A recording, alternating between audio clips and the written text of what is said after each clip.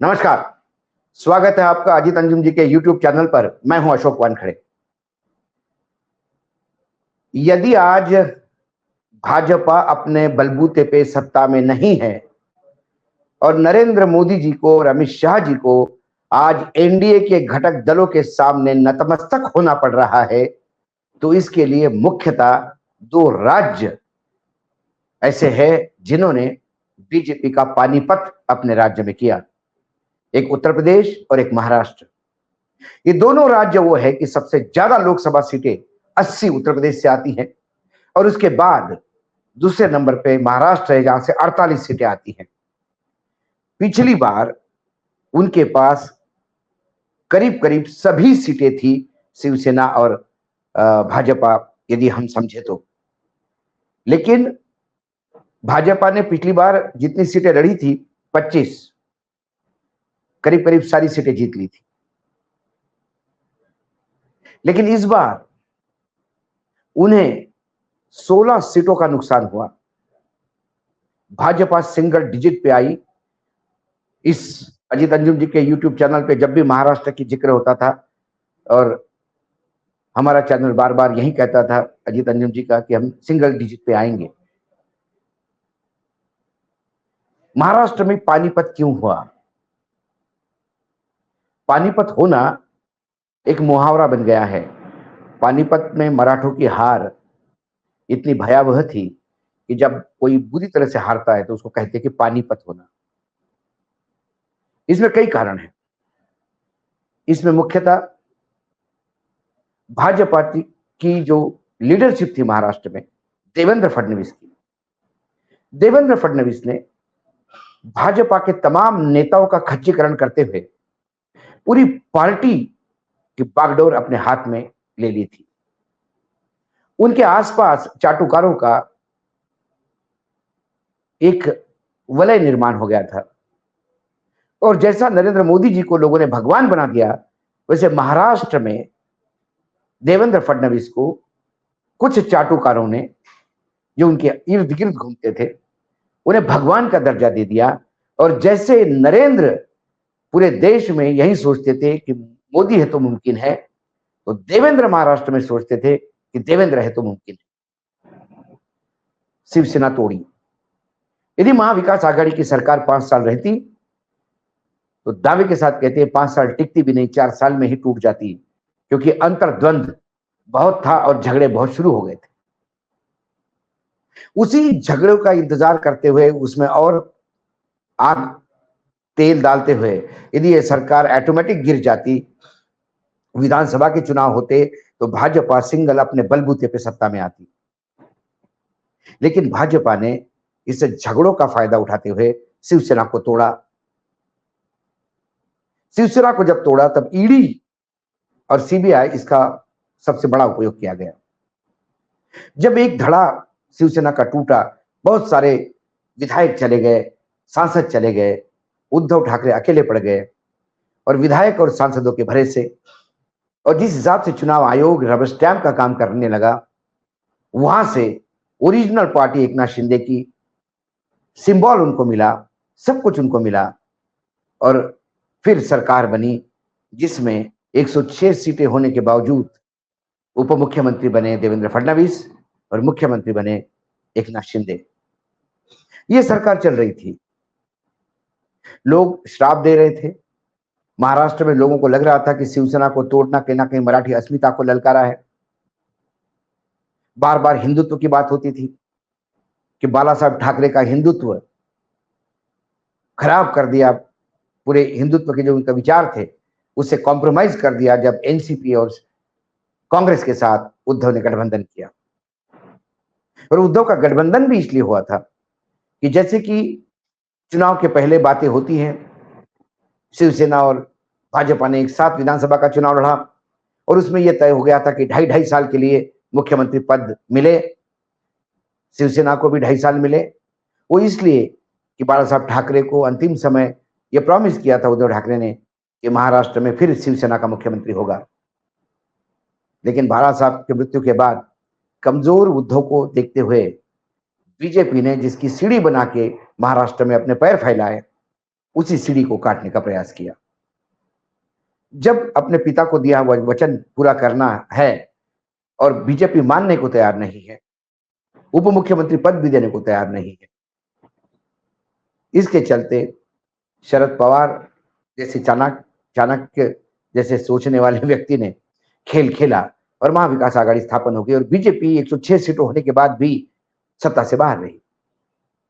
तो बीजेपी ने 2.5 साल बाद ये सरकार गिराई, अपनी सरकार बनाई, लेकिन उसमें भी मुख्यमंत्री बीजेपी को नहीं मिला। बीजेपी 2.5 साल के लिए यदि मान जाता तो आज शिवसेना और बीजेपी इकट्ठा होती। आज हो सकता है जो नरेंद्र मोदी जी की अभी स्थिति हुई है घटक दलों के सामने नतमस्तक होने की, वो नहीं होती, क्योंकि शिवसेना बीजेपी साथ में लड़ती तो स्वीप कर लेती। 2.5 साल का मुख्यमंत्री नहीं देंगे ये करके 5 साल का मुख्यमंत्री पद भी गवा दिया। उद्धव ठाकरे तो 2.5 साल मुख्यमंत्री रह ही लिए, उनने तो अपने पिताजी को दिया हुआ वचन पूरा किया। लेकिन जब बंटवारा हुआ शिवसेना का, तब कार्यकर्ता और मतदाता उद्धव के साथ रहे। जब ये चल ही रहा था तो पता नहीं क्या जरूरत थी कि राष्ट्रवादी कांग्रेस को भी तोड़ दिया गया, वहां पे बीड़ी का उपयोग हुआ। अजित पवार बहुत सारे सांसदों को और विधायकों को लेके अलग हो गए। फिर चुनाव आयोग ने रबर स्टैम्प जैसा काम किया, ओरिजिनल राष्ट्रवादी करके अजित पवार को समर्थन दिया, सिंबल और नाम अजित पवार के पास रहा और फिर 2 उप मुख्यमंत्री बने। भारतीय जनता पार्टी की भ्रष्टाचार की लड़ाई पूरे देश में कमजोर हो गई जब अजित पवार को उन्होंने उप मुख्यमंत्री बनाया। भारतीय जनता पार्टी की महाराष्ट्र में यह दलील कि हमने शिवसेना इसलिए तोड़ी कि बाला साहब की इज्जत करते हैं, बाला साहब के हिंदुत्व के विचारों के साथ कॉम्प्रोमाइज किया, अजित पवार आते से ही वो दलील भी खत्म हो गई। और ये लोगों को समझ में आ गया कि भाजपा महाराष्ट्र से क्षेत्रीय दलों को निपटाने का प्रयास कर रहा है। शरद पवार अकेले पड़ गए, लेकिन फिर वही शरद पवार जिन्होंने पहले भी ईडी का नोटिस देने पे हुंकार भरी तो राजनीति बदल दी। अब जब भतीजे ने छोड़ दिया तो ये 80+ कैंसर से ग्रस्त युवा नेता ने पूरा महाराष्ट्र घूमना शुरू किया और उसकी परिणति क्या हुई? जब नतीजे आए तो बीजेपी ने 16 सीटें खोई हैं महाराष्ट्र में। उद्धव ठाकरे 21 सीटें लड़े थे, 9 सीटें जीते। शरद पवार 10 सीट लड़े, 8 जीते। कांग्रेस 17 सीटें लड़ी और 13 सीटें जीती। शिंदे 15 सीटें लड़े, 7 सीटें जीते। अजित पवार 4 सीट लड़े, 1 जीते। बीजेपी 28 सीटें लड़ी, मात्र 9 सीटें जीती। बीजेपी का स्ट्राइक रेट 5वें नंबर पे है महाराष्ट्र में, 35% पे। यदि रीजन वाइज देखें तो विदर्भ बीजेपी के लिए एक जमाने में समर्थित प्रदेश माना जाता था, जो कांग्रेस का गढ़ था। देवेंद्र फडणवीस स्वयं विदर्भ से, पार्टी के अध्यक्ष चंद्रशेखर बावनकुळे विदर्भ से, नितिन गडकरी विदर्भ से, संघ का हेडक्वार्टर नागपुर विदर्भ से। लेकिन वहां विदर्भ में पूरा विदर्भ साफ हुआ। गडकरी जीत पाए, 1 आध सीट इधर उधर आई। और सुधीर मुनगंटीवार जो एक जमाने में प्रदेश अध्यक्ष थे, वो चंद्रपुर से हार गए। रामदास तड़स मंत्री रहे, वो हार गए। नवनीत राणा, जिसे कहा जाता था कि दिल्ली ने आदेश दिया है, नवनीत राणा भी बुरी तरह से हार गई। इन तमाम बड़े नेताओं से होते हुए विदर्भ में कांग्रेस ने झंडे गाड़ दिए।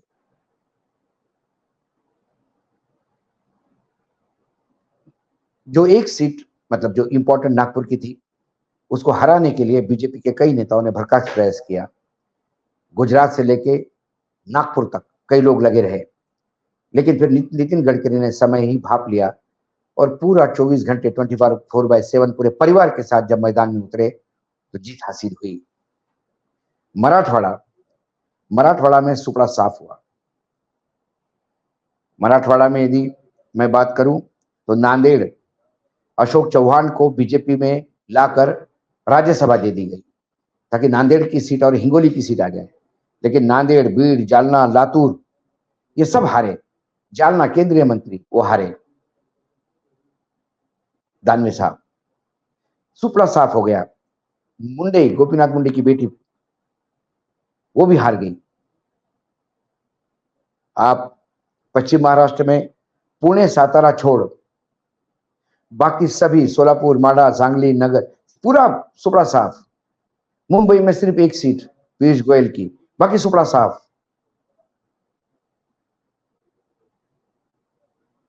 अथक प्रयास किए, 100 से ज्यादा रैलियां की देवेंद्र फडणवीस ने, लेकिन देवेंद्र फडणवीस सबसे बड़े विलन साबित हुए। प्रधानमंत्री की बात मैं करूं तो प्रधानमंत्री ने 17 जगह रैली की, 17 जगह। 17 में से सिर्फ 3 जगह पे वो उम्मीदवारों को जितवा पाए, 14 जगह पे पराभव स्वीकारना पड़ा। कल्याण, पुणे, सातारा ये 3 जगह है जहां प्रधानमंत्री की रैली हुई और उम्मीदवार जीत गए।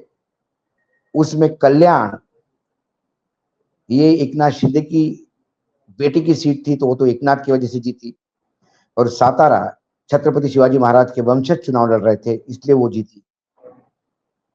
तो क्रेडिट यदि पुणे का दिया जाए प्रधानमंत्री को तो बस एक सीट का दे सकते हैं, लेकिन फिर बाकी सीटों पे क्या हुआ? चंद्रपुर, रामटेक, वर्धा, परभणी, नांदेड़, कोल्हापुर, सोलापुर, बारामती, धाराशिव, लातूर, बीड़, अहमदनगर, नंदुरबार, ढिंडोरी, इन तमाम जगहों के प्रधानमंत्री की सभाएं हुई और सुपड़ा साफ हो गया। मुंबई में उन्होंने शो किया, किसी प्रधानमंत्री का पहला रोड शो मुंबई में, जिस घाटकोपर एरिया में क्या कहा था गुजरात बहुल एरिया है, वहीं पे 28,000 से उम्मीदवार हार गया। 28,000 का गड्ढा पड़ गया घाटकोपर कॉन्स्टिट्यूंसी में। एक सुनामी आई मराठी अस्मिता की। गुजराती लोगों ने जिस हिसाब से अति की कि गुजराती सोसाइटी में मराठी को घर नहीं देना, क्योंकि 2 गुजराती दिल्ली में हैं तो मुंबई के गुजरातियों का भी दिमाग खराब हो गया था। दूसरी ओर महाराष्ट्र से बड़े बड़े उद्योग गुजरात चले गए, उसका एक इंपैक्ट वहां पड़ा। तीसरी बात, ये तोड़ फोड़ का जो प्रकार हुआ, जो लोग छोड़ के चले गए वो गद्दार घोषित हो गए। अजित पवार पे गद्दार का टैग लगा, एकनाथ शिंदे का गद्दार का टैग लगा, और महाराष्ट्र की राजनीति में छत्रपति शिवाजी महाराज से लेके संभाजी महाराज से लेके गद्दारों को हमेशा सजा मिली है। ये सजा जनता ने दी। जब शिवसेना छोड़ के नारायण राणे गए तब उनके लोग हार गए, जब छगन भुजबल गए तब उनके लोग हार गए, और एकनाथ शिंदे गए तो वहां पे भी यही हाल हुआ।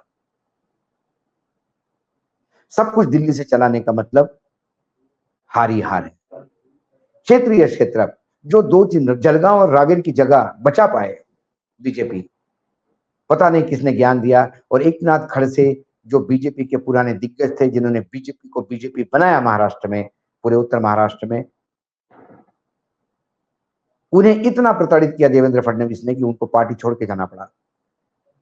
वो राष्ट्रवादी पार्टी शरद पवार के पास गए, शरद पवार जी ने उनको एमएलसी बनाया। लेकिन फिर जब बीजेपी के पुराने नेताओं ने, दिल्ली के पुराने नेताओं ने, संघ के नेताओं ने जब उन्हें गुजारिश की कि एकनाथ जी वापस आ जाइए, तो वो आदरपूर्वक माफी मांगते हुए शरद पवार को वापस अपने कुनबे में आए। और रावेर और जलगांव ये दोनों सीटें यदि बीजेपी की निकली है तो उसका क्रेडिट एकनाथ खड़से को जाता है। ऐसे कई लोगों का खच्चीकरण किया। पश्चिम महाराष्ट्र में जो पूरा सुपड़ा साफ हुआ वो इसलिए हुआ कि चंद्रकांत दादा पाटिल जो पार्टी के अध्यक्ष भी हुआ करते थे, संघ से आए हैं, पूर्वकालीन रहे हैं संघ में, एबीवीपी में रहे हैं। चंद्रकांत पाटिल ने कोल्हापुर से लेकर पुणे तक पूरी पार्टी की संगठन खड़ा किया, और एक विधानसभा चुनाव में भरघोष वहां से अच्छा समर्थन पार्टी को दिलवाया। उस चंद्रकांत पाटिल का खच्चीकरण करते हुए उन्हें इतना अपमानित किया गया बार बार कि चंद्रकांत पाटिल हिस्से पे रह गए। गडकरी का उपयोग नहीं किया गया विदर्भ में, गडकरी हाशिए पे रह गए क्योंकि देवेंद्र फडणवीस भगवान बन चुके थे। जब यह स्थिति बुरी हो गई, आने वाले विधानसभा में यही स्थिति रिपीट हो गई तो आश्चर्य नहीं लगेगा। अजित पवार क्या करेंगे? एकनाथ शिंदे के कई लोग शिवसेना की तरफ भागने की बात कर रहे हैं। शिवसेना मोदी जी के साथ जाने को तैयार नहीं। यदि नेतृत्व बदलता है बीजेपी में तो शिवसेना सोच सकती है। अजित पवार के लिए अब शरद पवार ने दरवाजे बंद कर दिए, क्योंकि बारामती में जब सुप्रिया सुले चुनाव लड़ रही थी तो अजित पवार ने अपने पत्नी को सामने उतार के परिवार का झगड़ा बिल्कुल गली कूचे तक पहुंचाया। उससे बहुत आहत हुए शरद पवार। कुल मिला के महाराष्ट्र जो एक अच्छा राज्य था, जहां बीजेपी बहुत अच्छा कर रही थी, बीजेपी ने अपने हाथ से पूरा राज्य अपने हाथ से गंवाया। फिर से पार्टी संगठन अभी अपने खुद की रिस्पॉन्सिबिलिटी लेते हुए, जिम्मेदारी लेते हुए उप मुख्यमंत्री पद से इस्तीफा देने की बात कही है देवेंद्र फडणवीस ने। क्योंकि देवेंद्र फडणवीस भी जानते हैं कि उप मुख्यमंत्री पद उनको मिला है, गृह मंत्री वो बने हैं, लेकिन पूरा मंत्रालय दिल्ली से चलता है। वो एक इंस्पेक्टर की भी ट्रांसफर करने की स्थिति में नहीं। कई चीजें हैं जो भाजपा के लिए घातक हुई। भाजपा को यदि किसी ने निपटाया है तो वहां के जनता ने, जिनको लगा कि मराठी अस्मिता के साथ खिलवाड़ हो रही है, और दूसरा भाजपा का कार्यकर्ता, और तीसरा संघ, जिसकी जरूरत बीजेपी को नहीं है, ऐसा जेपी नड्डा ने कहा। ये तमाम फैक्टर है जिससे भाजपा का ये पानीपत हुआ। मराठा आंदोलन, मराठा आंदोलन मराठवाड़ा में चला और इतना भयावह उसने रूप लिया, लेकिन उस मराठा आंदोलन को कमजोर करने का प्रयास देवेंद्र फडणवीस ने किया।